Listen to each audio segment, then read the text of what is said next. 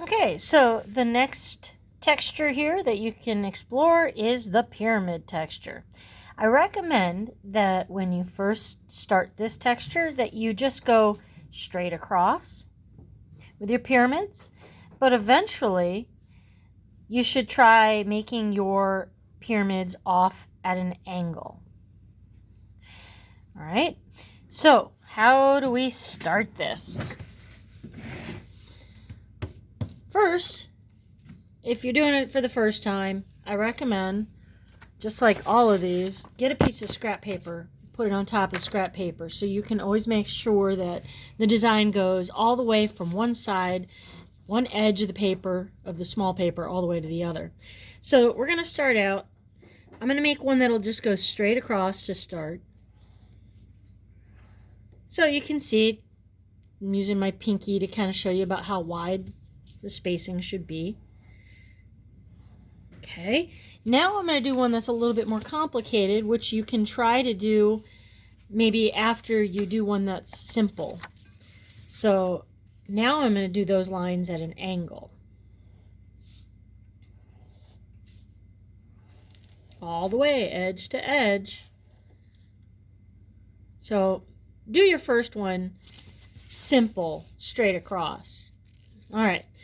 I'm going to start making my triangles in the middle. And make them about isosceles, meaning that this side is about the same length as this side. And make sure that the bottom touches the bottom line and the top touches the top line. It's really important. You go all the way down, then all the way up, and all the way down. And oh, look. So remember we are doing these edge to edge, so I'm going to go all the way up, but you can see on this small piece of paper I would only see part of that triangle. So instead of distorting it and like trying to fit a tiny triangle in this little space, I just think about how it would look if my paper was bigger. So on the next row, this is where it gets really, really important, and you can't just do it any old way. You're going to start the triangle at the bottom, and you're going to go all the way down and back all the way up, and you're going to make sure it touches the legs of the triangle. Got to touch. I'm going to do another one. Notice that, I'm going to switch to pencil. Notice that I'm making a diamond. If you do something like this, it's not touching. That's not good. So you got to make sure that you touch on the left and the right. Okay? So make sure it joins at the legs of the triangle above it, goes all the way down to the bottom to touch the next line, and then all the way back up. And again, what would it look like if these two lines extended beyond the paper? Well, it would look something like this. All right? So you can see, you would only see part of the design. For the next row, now where I'm going to start is where these lines touch. Okay, and then I'm going to go down, then up, and I got to make sure that they meet here and here. Going to do that again. And then what would this look like? It would probably look something like this, and then back up. Right? Oh, can't see. Sorry. See how I have part of a triangle there? That's because what you have to do is envision, think about what that line would look like if it extended off the paper. So that's why I only have part of a triangle here, and it doesn't touch the top on the very end. And watch, over here, I might do the same thing just for kicks and giggles. So now, 1, 2, 1, 2, 1, 2, up, and a part 1 over there. Now I'm going to go on this next row. Got to be careful though, because I'm not going to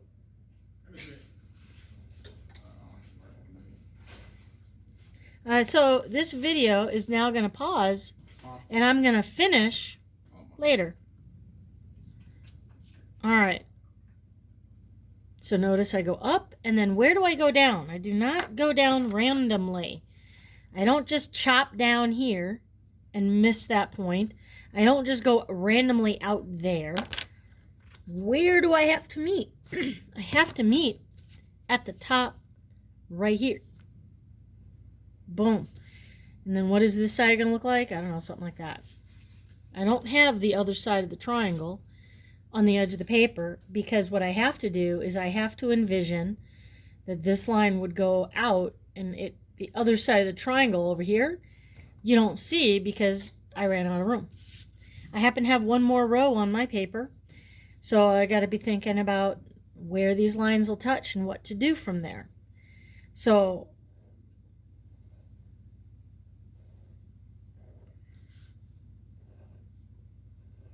okay.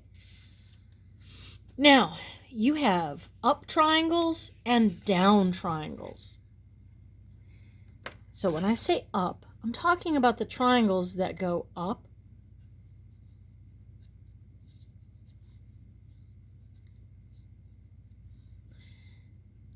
All right, so here's an up. All right, this guy is not pointing up, he's pointing down. And you have down triangles. Down.